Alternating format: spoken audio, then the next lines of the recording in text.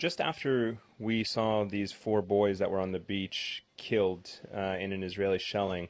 we ran to the hospital to follow them, and unbeknownst to us, parents of these kids started to show up, and that's when I noticed this one lady who was at first very calm, and I think as she approached the morgue, there was a real fear that was setting into her heart, and it was at that point that she saw another relative who told her that her son had been killed on the beach. At that specific point,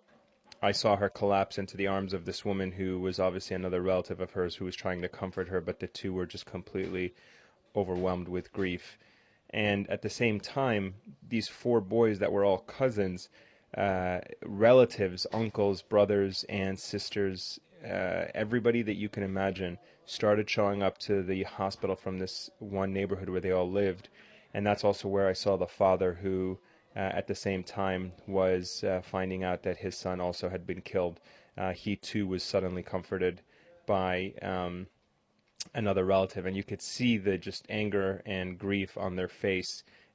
despite the fact that all these cameras were pretty much in their faces. They were still very emotional. They simply just there was, for them, it was just a very painful moment to watch. They were collapsing, they were screaming, they were yelling, they were angry, they were in tears, and that's just simply what I tried to capture, the reality and the rawness of the moment.